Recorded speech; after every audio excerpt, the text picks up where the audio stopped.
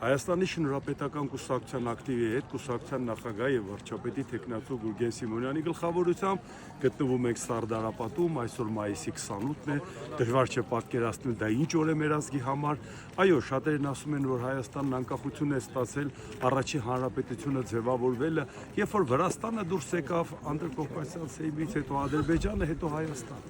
Բայց այդ անկախության համար պայքար բխվեց, այդ անկախությունը մեզ չշնորհվեց, այդ անկախության համար արյուն թափվեց եւ մեր պարտքն է ուղղակի ոչ միայն դա հիշել, այլ մեր հարգանքի տուրքը մատուցել այն մարդկանց, այդ զորավարներին, այն կռվողներին, հայ կանանց ու տղամարդկանց, որոնք պայքարել են, որ մենք այդ պետականությունը ունենանք։ Թե հետագայում ինչ տեղի ունեցավ մեր սխալների պատճառով, թե ուրիշ ագրեսոր պետությունների պատճառով, բայց հասկացանք, որ եթե մենք խաղաղություն ուզենք, բայց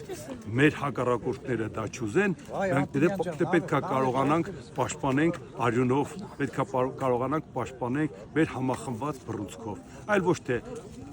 առաջարկենք, եթե մենք ուզում ենք խաղաղություն, ուրեմն բոլորն են ուզում խաղաղություն։ Ինչպես տեսել եք, որ ոչ միայն մեր հետ կապված, այլ աշխարհի շատ երկրների հետ կապված նման բանը միակողմանի չի լինում։ Պետք է մեր ազգի մարտական ոգին բարձր պահել։